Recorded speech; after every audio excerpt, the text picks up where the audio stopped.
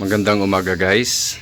Sa video na ito, ang gagawin natin ngayon ay magpapalit tayo ng ball race para dito sa steering neck. Yung taas at saka yung baba, parehong papalitan. So, let's go!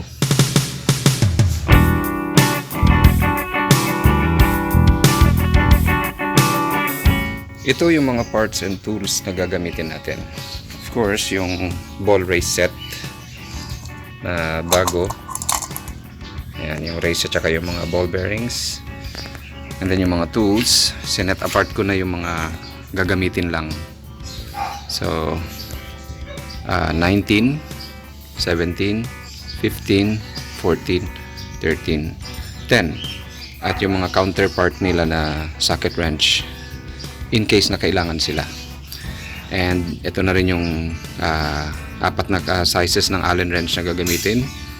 Yung screwdriver na pang tulak mamaya dun sa mga tatanggalin na race. I'm not sure kung kailangan ng plies, pero inihanda ko lang just in case kailangan. Meron tayong alambre para sabitan nung brake caliper mamaya. Hindi yung kanyang hose ang pumahawak sa kanya. And meron tayo dito ang gagamiting malaking socket wrench 32 para pang assist sa pagpukpok pag ilalagay na natin itong mga race. And of course yung martilyo and yung mga overkill assisting tools in case na mahirap ipihit yung mga nuts tsaka yung mga bolts. So gagamitin natin sila kung kailangan, pero pag hindi, siguro kaya na nito tsaka nitong ratchet. Ito rin gagamitin kong pang tulak pag hindi kaya nito. Dito gagamit tayo ng dalawang jack, itong floor jack tsaka sa kabila yung scissor jack. It doesn't matter naman kung anong klaseng jack ang gamitin nyo, nagkataon lang na ito yung mga meron sa akin dito, kaya ito yung gagamitin ko, scissor jack at saka floor jack. Kasi itong mga motor na to, ang Motobi Evo 200, they were manufactured na walang center stand. Pwede ka namang magpagawa kung gusto mo. Ako gusto ko pero wala pang budget, kaya jack muna. Alright.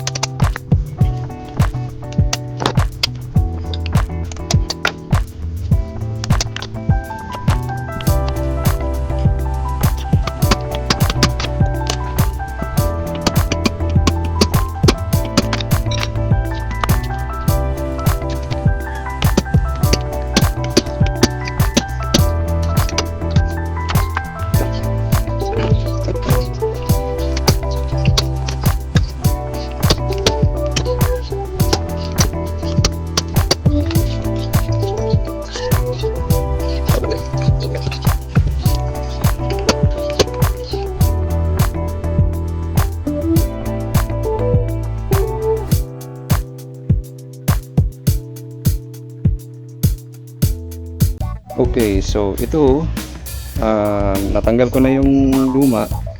Alis na, ito na yung bago. Pero hindi ko pinukpok to eh.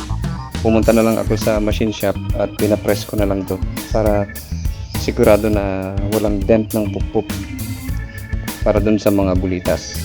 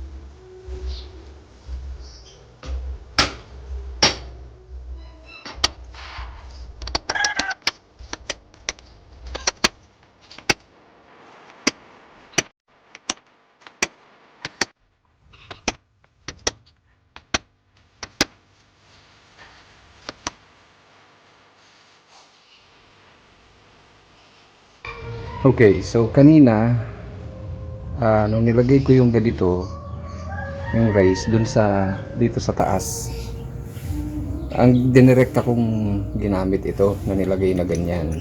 So or baliktad pala dito, ganyan.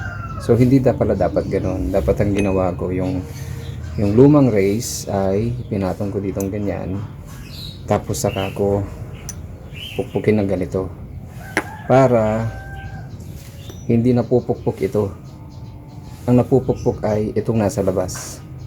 Yun. So nagkamali ako dun sa ginawa ko sa taas kanina. Hopefully hindi naman naka-apekto at naka-dent dito sa gulungan ng ball, ng mga ball bearing. So chinek ko yung nasa taas kanina. Hindi naman. Okay naman siya. So sa susunod, pag maglalagay kayo ng ganito, pag pinupukpok nyo na, ilagay nyo yung luma, tapos saka nyo yung ganito para pukpukin. Okay, so yun ang gagawin natin dito ngayon sa ilalim. Tapos ipupukpok ko dito. Okay,